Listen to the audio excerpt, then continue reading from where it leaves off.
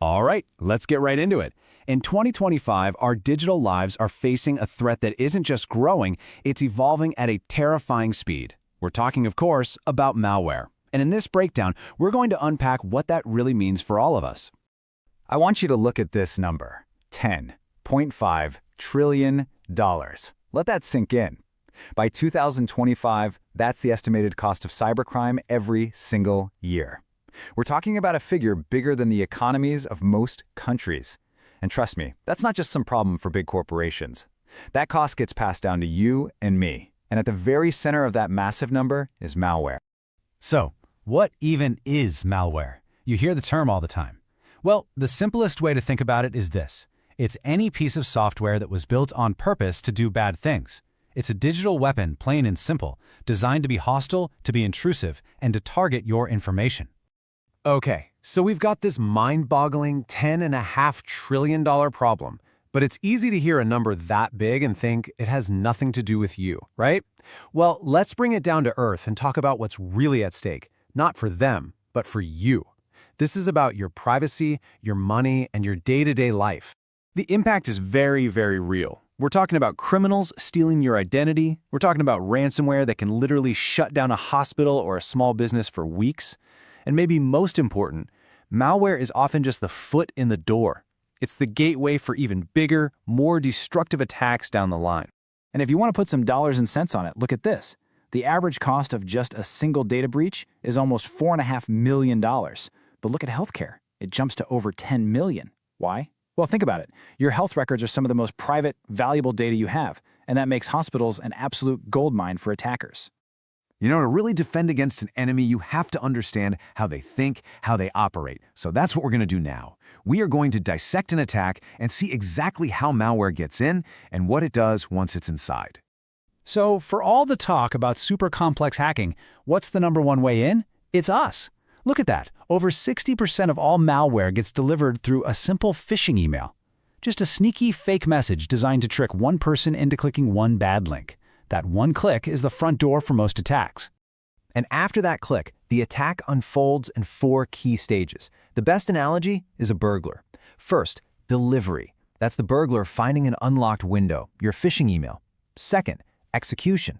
That's you clicking the link and the burglar climbs inside. The bad code is now running. Third, persistence. This is clever. This is the burglar hiding in the attic, embedding itself deep in your system so it can survive a restart. And finally, action. The burglar comes out at night to steal your stuff. This is the malware doing its dirty work, encrypting files, stealing passwords, you name it. Okay, so we know how they break in. Now, what kind of weapons are they bringing with them? Let's open up the attacker's toolkit and take a look at the modern malware arsenal they're deploying in 2025. Of course, you've got ransomware, the digital kidnapper, holding your files hostage.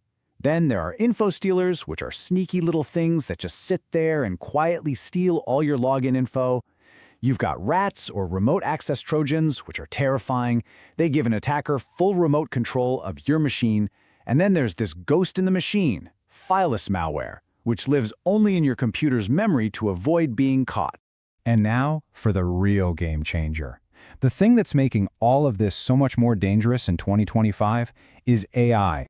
Attackers are using artificial intelligence to build malware that can literally change its own code as it goes. Think of it like a shapeshifter, constantly mutating to slip past traditional security. It's an incredibly smart, adaptive threat. Okay, I know this all sounds sophisticated and honestly pretty scary, but this is not a doom and gloom story. Now we pivot. It's time to open up the defense playbook because there is absolutely a way to fight back and protect yourself. Here's the most important thing to understand. The old ways of doing things just don't cut it anymore. That basic antivirus you've had for years, it's not enough for AI-powered threats. Today's best practice is about being smarter. It means moving to a zero-trust model, which basically means trust nothing by default. It means being proactive, hunting for threats, not just waiting for them to strike. So what can you do right now? First, keep everything updated. Those updates patch the holes attackers love to wiggle through.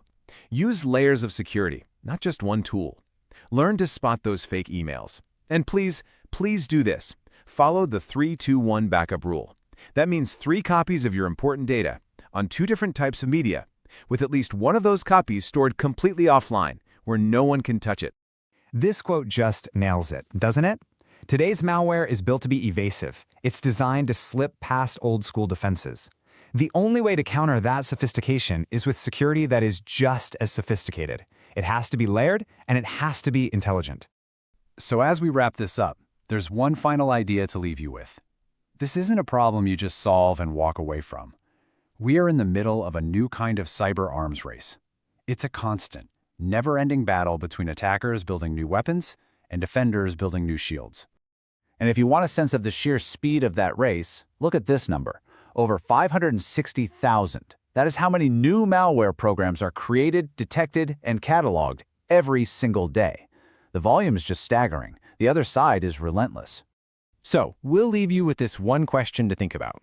In a world where the bad guys are using artificial intelligence to forge smarter, faster, more adaptive weapons, you have to ask yourself, is your defense smart enough to keep up?